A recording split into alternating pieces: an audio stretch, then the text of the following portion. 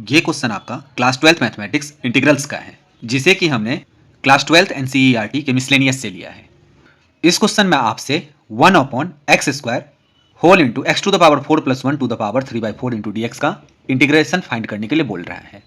तो हम देखते हैं इस तरह के इंटीग्रेशन को किस तरह से सॉल्व किया जाता है। We have I equals to integration of 1 upon x square whole into x to the power 4 plus 1 to the power 3/4 into d x, ये दिया हुआ है। अब इसे सबसे पहले हम सिंप्लीफाई करेंगे। क्या हम इसे लिख सकते हैं? Integration of 1 upon x square.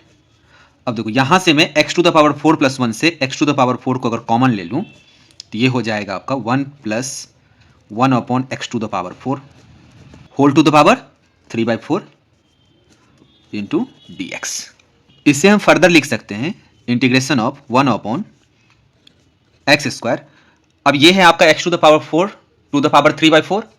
यहाँ पे भी है आपका 1 plus 1 upon x to the power 4 का भी होल टू द पावर 3/4। तो हम पावर को दोनों में सेपरेट कर देते हैं।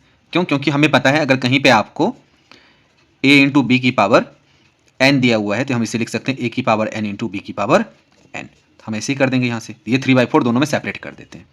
तो ये हो जाएगा x to the power 4 into 3/4 और ये हो जाएगा आपका 1 plus 1 upon x to the power 4 की whole to the power 1/4 into d x. अब यहाँ से 4 से 4 कैंसिल हो जाएगा तो ये हो जाएगा आपका इंटीग्रेशन ऑफ 1 अपॉन, यहाँ से 4 से 4 कैंसिल तो एक्स टू द पावर 3, यहाँ पे है एक्स टू द पावर 2, तो दोनों मल्टीपल करेंगे तो पावर जुड़ जाएगा। तो यहाँ से हो जाएगा x to the power 5 whole into 1 plus 1 upon x to the power 4 की पावर 3/4 इंटू डी एक्स। अब अगर आप इस इंटीग्रल को ध्यान से देखोगे तो आप देख सकते हो ये जो ब्रैकेट में आपका 1 plus 1 upon x to the power 4 को अगर मैं सब्स्टिट्यूट कर दूं टी, तो आप देखोगे जो 1 plus 1 upon x to the power 4 का जब हम डिफरेंशिएशन करेंगे, 1 तो आपका कांस्टेंट है तो इसका डिफरेंशिएशन 0 हो जाएगा, और 1 upon x to the power 4 का जब डिफरेंशिएशन करेंगे तो ये आपका 1 upon x to the power 5 बन जाएगा। ठीक है, तो हम इसे पुट कर देते हैं t. Put 1 plus 1 upon x to the power 4 is equal to t. This implies, इसको लिख सकते हैं हम एक बार 1 प्लस, अगर आपको कंफ्यूजन होगा, x to the power -4 that is equal to t. अब डिफ्रेंशिएट कर देते हैं बोथ साइड, तो ये तो 0 हो जाएगा। ये हो जाएगा -4 into x to the power -5 that is equal to d t by d x. अब दोनों तरफ मैंने इसे डिफ्रेंशिएट कर दिया विथ रिस्पेक्ट टू एक्स, तो ये आपका हो जाएगा -4 upon x to the power 5 into d x is equal to d t.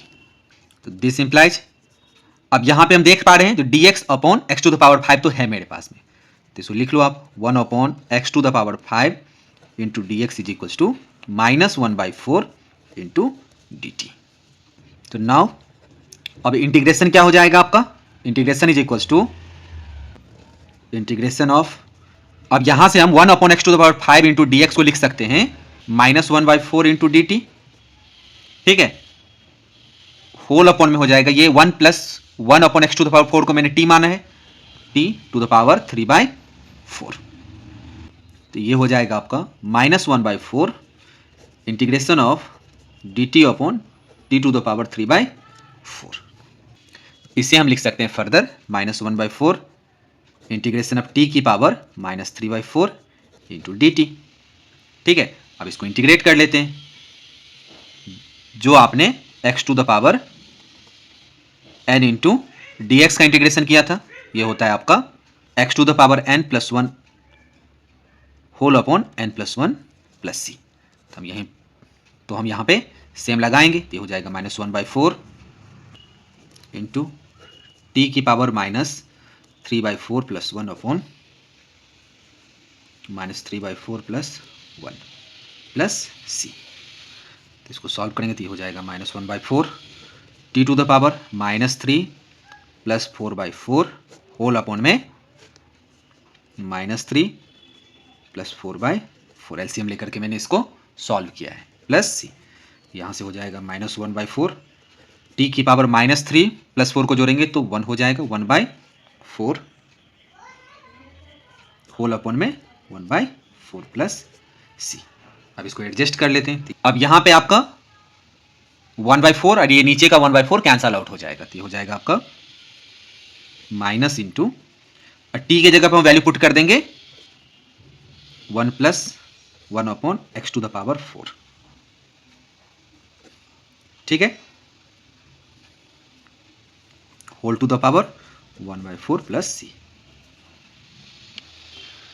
तो यही इसका आंसर हो जाएगा। तो अगर यह वीडियो आपको पसंद आई है तो इस वीडियो को लाइक करें, चैनल को सब्सक्राइब करें, दूसरे स्टूडेंट के साथ में से शेयर जरूर करें। Thank you.